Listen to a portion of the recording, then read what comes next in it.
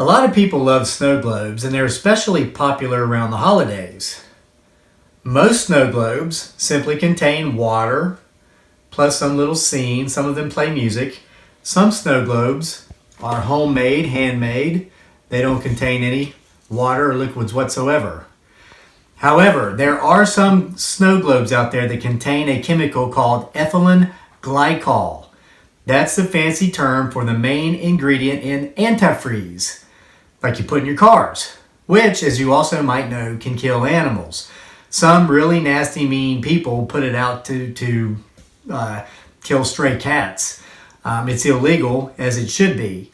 Now, I'm bringing this up because one of our subscribers recently left a comment on one of our videos about how they had a friend who just had 2 cats die from knocking over a snow globe, breaking the globe, and then licking up the contents, the liquid which contained the main ingredient to antifreeze in it.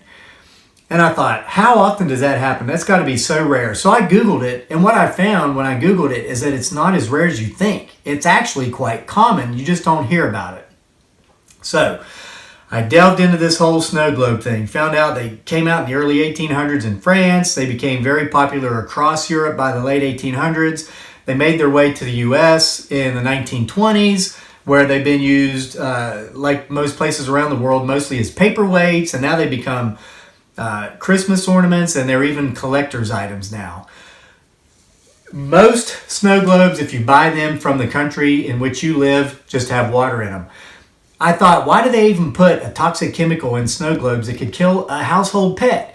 Well, the reason is because of international sales. Okay, most snow globes that we buy in America now, they're made overseas, some from Mexico, but some from Asia. They're imports. And oftentimes these imports are brought into the United States by airplane. And as you know, when you go up above 30,000 feet, you're gonna go below freezing, and the cargo hulls of the planes are not heated. So that's why there's antifreeze in the snow globes. They put it in there so the liquid wouldn't freeze and thereby, bust as it turns to ice and the water expands, turning to ice. It can crack and break the snow globes.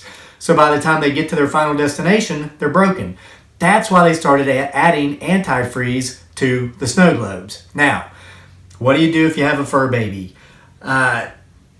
If your snow globe says made in China, made in Thailand, made in Vietnam, and no offense to these countries, more than likely, and if you're not living in these countries, there's that toxic chemical in your snow globe. As much as you like that snow globe, if you have fur babies, you might want to throw it in the trash, or at least make sure you put it so far out of reach.